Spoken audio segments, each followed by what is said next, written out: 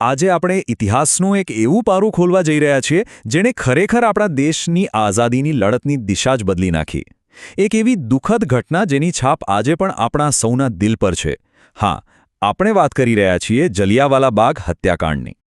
ચાલો સમયમાં પાછા જઈએ. તારીખ હતી 13 એપ્રિલ 1919 અને જગ્યા હતી પંજાબનું પવિત્ર શહેર અમૃતસર. એ દિવસ આમ તો ખુશી અને ઉત્સવનો હોવો જોઈતો હતો, પણ એ દિવસ ઇતિહાસનો એક સૌથી કાળો દિવસ બની ગયો. એક પવિત્ર તહેવાર જોતજોતામાં એક ભયંકર નરસંહારમાં ફેરવાઈ ગયો. તો થયું શું હતું એ દિવસે? એ વૈશાખીનો પવિત્ર દિવસ હતો અને હજારો લોકો જલિયાવાલા બાગમાં ભેગા થયા હતા. કેટલાક તહેવારની ઉજવણી કરવા તો કેટલાક શાંતિપૂર્ણ રીતે પોતાનો વિરોધ નોંધાવવા. જરા એ દ્રશ્યની કલ્પના કરો. હજારો લોકો વૈશાખીના મેળામાં ભેગા થયા છે. બાળકો રમી રહ્યા છે, પરિવારો એકબીજા સાથે વાતો કરી રહ્યા છે, અને એક બાજુ કેટલાક નેતાઓ ભાષણ આપી રહ્યા છે, જેને લોકો એકદમ શાંતિથી સાંભળી રહ્યા છે. વાતાવરણમાં કોઈ તણાવ નહોતો. પણ સવાલ એ છે કે આ સભા અને વિરોધ થઈ શા માટે રહ્યો હતો? વેલ, એની પાછળનું કારણ હતું બ્રિટિશ સરકાર દ્વારા લાગુ કરાયેલો એક અત્યંત દમનકારી કાયદો. આ કાયદો એટલે રોલેટ એક્ટ, જેને લોકો કાળો કાયદો કહેતા હતા. કેમ? કારણ કે આ કાયદો બ્રિટિશ સરકારને કોઈ પણ ભારતીય પર કોઈ પણ જાતની સુનાવણી વગર કે કોઈ કારણ આપ્યા વગર સીધા જેલમાં નાખી દેવાની સત્તા આપતો હતો. આના કારણે આખા દેશમાં ગુસ્સાની આગ ફેલાઈ ગઈ હતી. અને બસ આ જ સમયે વાર્તામાં એક એવા વ્યક્તિની એન્ટ્રી થાય છે જેણે આખી ઘટનાને એક ક્રૂર હત્યાકાંડમાં ફેરવી દીધી. Brigadier general Reginald Dyer. અહીં જલિયાવાલા બાગની ભૌગોલિક સ્થિતિ જ એક જીવલેણ ઝાડ બની ગઈ. અંદર આવવા અને બહાર જવા માટે માંડ 1-2 સાંકડા રસ્તા હતા. એકવાર ભીડ અંદર આવી જાય પછી ત્યાંથી સહેલાઈથી બહાર નીકળવું લગભગ અશક્ય હતું. અને પછી એક ક્ષણ આવી જેની કોઈએ કલ્પના પણ નહોતી કરી. જનરલ ડાયરે એ નિશસ્ત્ર ભીડને કોઈપણ પ્રકારની ચેતવણી આપ્યા વગર સીધો જ પોતાના સૈનિકોને ગોળીબાર કરવાનો હુકમ આપી દીધો. એ પછીની 10 મિનિટ ભારતના ઇતિહાસની સૌથી ભયાનક, સૌથી દર્દનાક મિનિટો બની ગઈ. એ હતો 10 મિનિટનો નરસંહાર.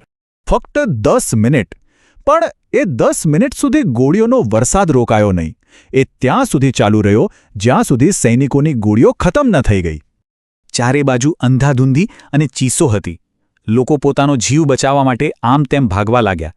કેટલાકે તો ત્યાંની ઊંચી દિવાલો પર ચડીને બચવાનો પ્રયાસ કર્યો. અને સૌથી હૃદયદ્રાવક દ્રશ્ય તો એ હતું કે ઘણા લોકો ગોળીઓથી બચવા માટે બાગની અંદર આવેલા કૂવામાં કૂદી પડ્યા. તો આ નરસંહારમાં કેટલા લોકો શહીદ થયા? જુઓ, અહીં આંકડાઓમાં બહુ મોટો ફરક છે. બ્રિટિશ સરકારે સત્તાવાર રીતે કહ્યું કે 379 લોકો મૃત્યુ પામ્યા, પણ બિનસત્તાવાર આંકડાઓ કહે છે કે શહીદોની સંખ્યા 1000થી પણ વધારે હતી. આ સત્યને છુપાવવાનો એક સ્પષ્ટ પ્રયાસ હતો. આ ભયાનક ઘટનાના સમાચાર જ્યારે દેશમાં ફેલાયા ત્યારે જાણે આખા દેશમાં શોક અને ગુસ્સાની લહેર ફરી વળી. આ ઘટનાની પ્રતિક્રિયા ખૂબ જ જોરદાર હતી. એ સમયની લાગણીને આ એક વાક્યમાં બરાબર સમજાવી શકાય છે. આખો દેશ ગુસ્સાથી ભરાઈ ગયો હતો. આ કોઈ એક શહેર કે રાજ્યનો ગુસ્સો નહોતો. આ સમગ્ર રાષ્ટ્રનો આક્રોશ હતો. અને આ ગુસ્સો ફક્ત વાતો પૂરતો સીમિત ન રહ્યો.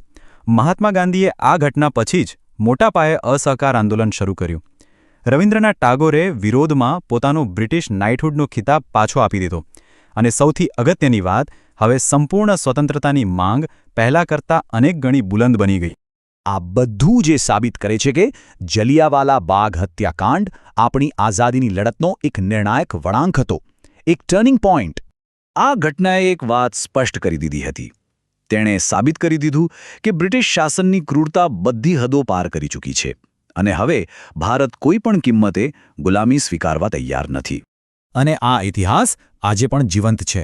જો આજે પણ અમૃતસરના જલિયાવાલા બાગમાં જઈએ તો ત્યાંની દિવાલો પર ગોળીઓના નિશાન અને પેલો શહીદી કૂવો આપણને ભયાનક દિવસની અને એ શહીદોના બલિદાનની એક ગંભીર યાદ અપાવે છે. એ શહીદોનું બલિદાન વ્યર્થ નથી ગયું. એમના કારણે જ આજે આપણે આઝાદ છે.